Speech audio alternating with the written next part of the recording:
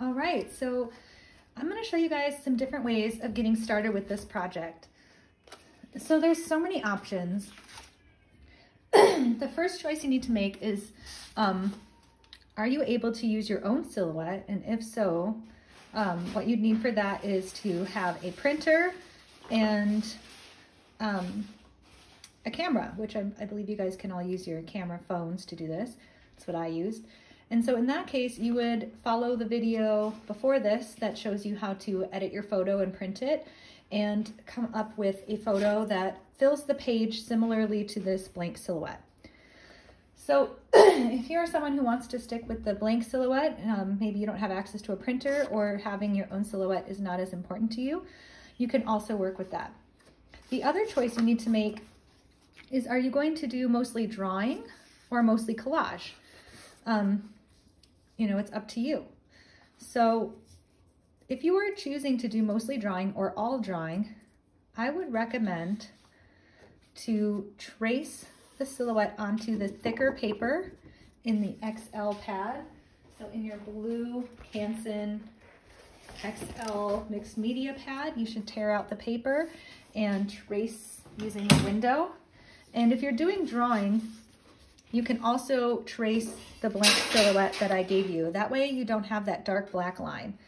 So I have these two traced, and then I think it's helpful to have the face lines sort of traced on here as well so that you can reference that. If you do not have your own picture to work with, you can lightly use either use that photo that I gave you that shows you a little bit of the face, that handout I gave you, and you can, you know, kind of start to get an idea of where, actually I think that's a little too far over, where the face would be. So let's see.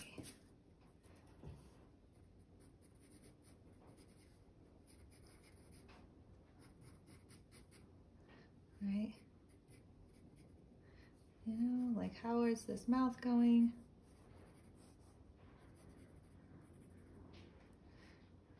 And you can just kind of start to get at least some understanding of a generic face. Between the eyebrow line and the nose line is where the ear is going to go. So the ear should be somewhere in here, right? And then the hairline will kind of come somewhere around there and then somewhere around here.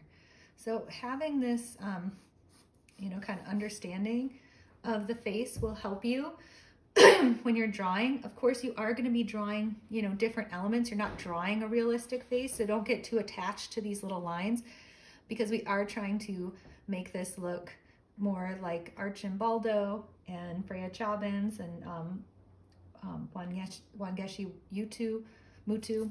And so those are all kind of our inspirations.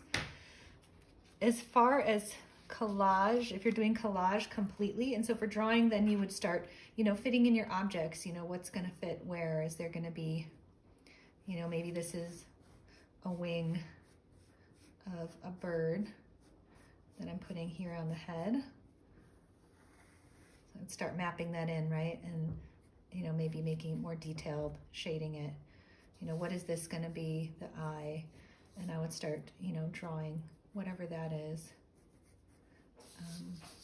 And you can kind of go off of things that you like, things that you're interested in, and keep drawing. Same with if you trace your own portrait, you would start to fit different ideas. You know, if I have, you know, maybe in here is a big rose flower,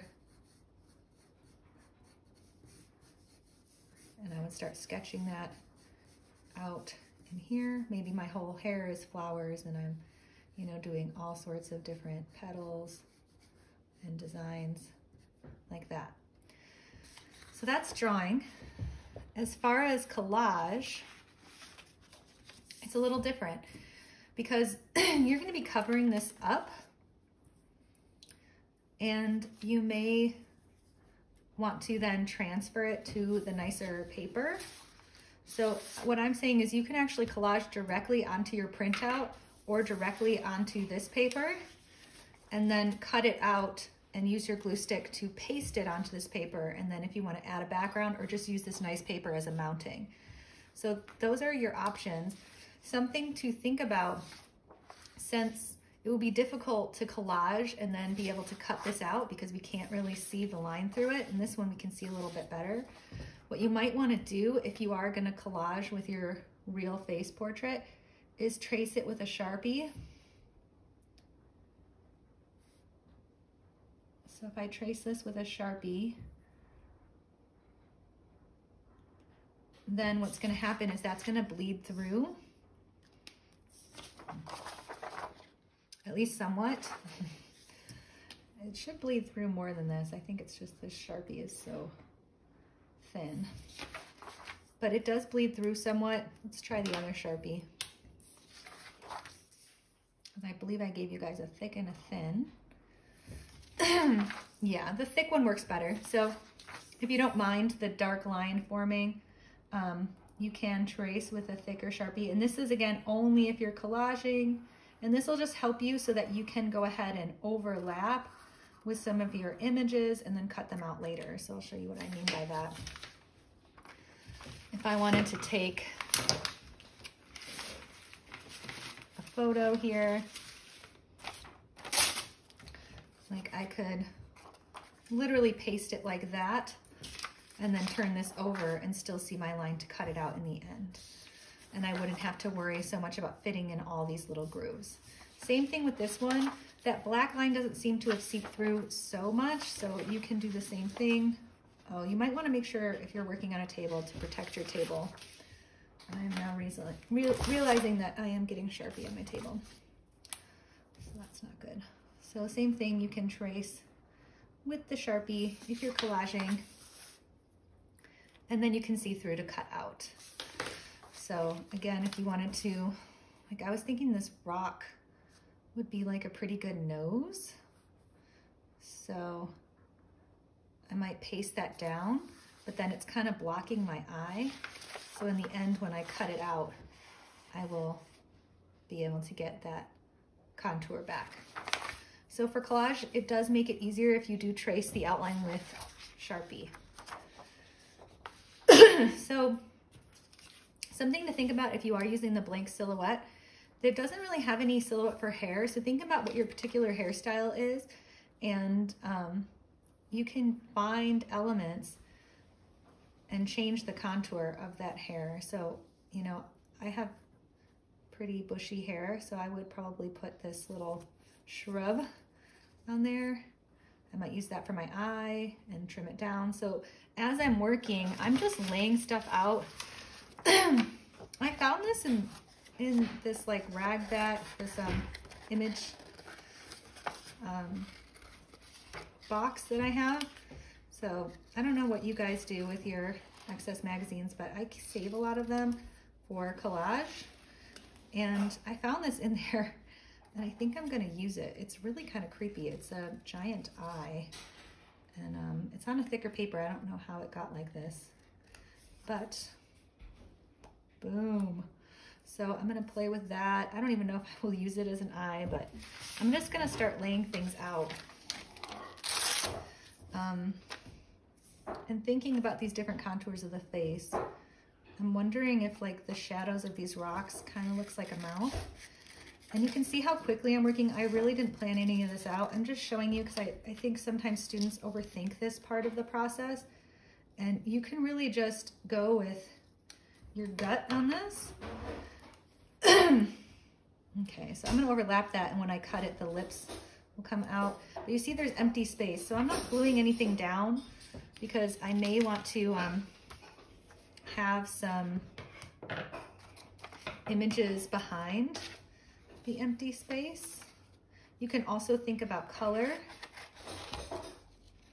So if you look at the examples in the slideshow, you'll see some students choose to have everything in the face be one sort of color scheme, and then the hair be something different, so it contrasts. And I kind of like that idea, so I'm going for a neutral face and then contrasting with the hair being bright. And so by neutral, I mean grays, browns, blacks. And then by bright, I mean like bright pink, blue. So since I know I'm going to use that eye or that nose for sure, I love the nose. I'm gonna just let that be there. And then where's my nose? I like my little rock nose. For sure that's going there. And then my mouth, I'm pretty happy with this mouth. Let's see. Something like that. I could change it. I do not know about this eye because it doesn't actually look like an eye in the way that it should. An eye in that view should kind of be sideways. But I'm gonna put that there for a placeholder. And then I found this bird, and so you might find things that you really want to use and you don't know where you're going to use them yet, but I have that kind of waiting in the wings, no pun intended. But meanwhile, I want to keep layering up around the face and see if there's anything that I can put that's kind of neutral. So I have these like rock formations. This could perhaps be a cheekbone. So I'm gonna cut that out. And this is kind of how you work. And don't commit anything to glue if you're collaging. Just don't commit. With the sketching, you can always erase if you're sketching with pencil.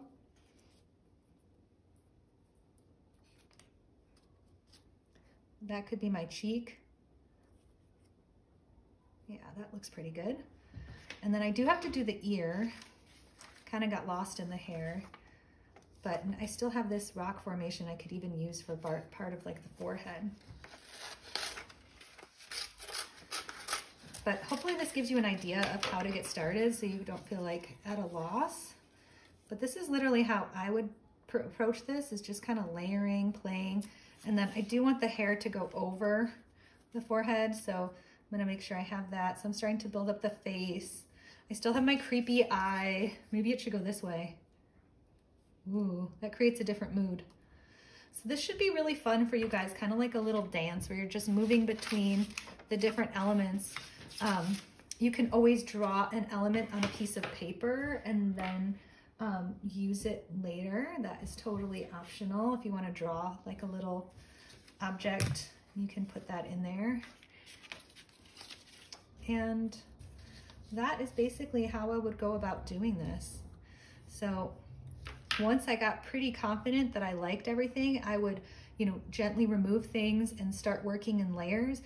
I've lost my silhouette, but don't forget that I can turn this over and I will have traced this. I just traced the nose for you guys, but I would have traced this so that I can go ahead and cut it back out. And the same thing as if I was working with, you know, my own silhouette, I could do the same thing where I start creating my layers. Here, because I have the face, I can kind of see where everything goes. I don't know if my nose piece quite works. Yeah, it kind of works. There we go.